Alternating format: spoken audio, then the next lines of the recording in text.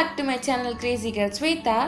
இன்னைக்கு நம்ம கிறிஸ்மஸ் ஸ்பெஷலான ஸ்வீட் KulKuls எப்படி பண்றதுன்னு பார்க்க போறோம். இந்த ஸ்வீட்டோட ஷேப் வந்து பார்க்கிறதுக்கு கொஞ்சம் டிஃபரெண்டா இருக்கும். நான் அதை ஜஸ்ட் சிம்பிளா ஒரு ஃபோர்க் வச்சு கொண்டு வந்திருப்பேன். சோ அது எப்படி பண்ணணும்னு தெரிஞ்சுக்க வீடியோ ஃபுல்லா பாருங்க. நீங்க நம்ம சேனலுக்கு சப்ஸ்கிரைப் பண்ணலனா சப்ஸ்கிரைப் பண்ணிக்கோங்க and மறக்காம அந்த பெல் பட்டனை பிரஸ் பண்ணிருங்க.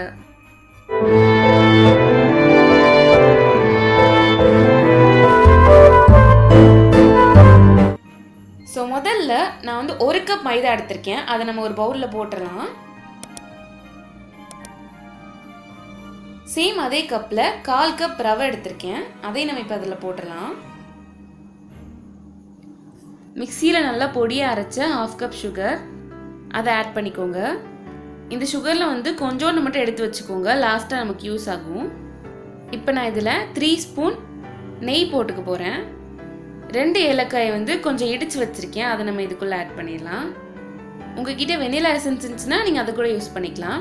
1/4 டீஸ்பூன் உப்பு வந்து இதில் நான் ஆட் பண்ண போகிறேன். அந்த சுகரோட டேஸ்ட் வந்து கொஞ்சம் என்ஹான்ஸ் பண்ணி காட்டும். ஸோ அதனால் இதை வந்து நல்லா மிக்ஸ் பண்ணிக்கோங்க.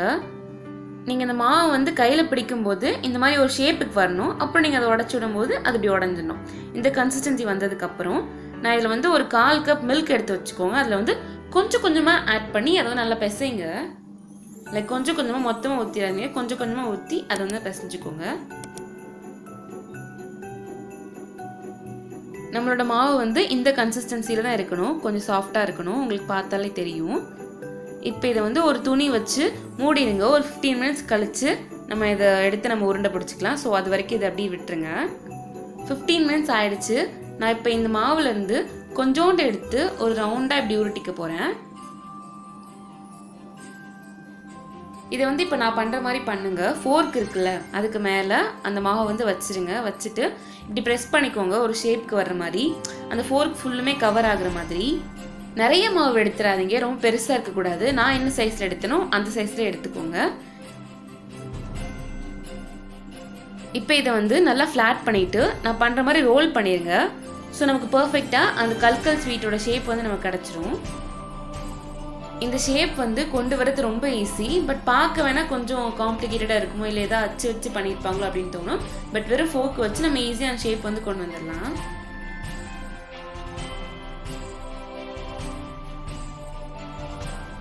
இப்போ நம்ம இந்த KulKuls எல்லாத்தையுமே ஃப்ரை பண்ணி எடுத்துடலாம். அடுப்பு வந்து மீடியம் ஃப்ளேமில் வச்சுக்கோங்க, ஹை ஆர் லோ ஃப்ளேமில் வைக்காதீங்க. ஹை ஃப்ளேமில் வச்சிங்க அப்படின்னா நம்ம சுகர் போட்டிருக்கனால அந்த கலர் வந்து டக்குன்னு வந்துடும், பட் உள்ளே வந்து வெந்திருக்காது.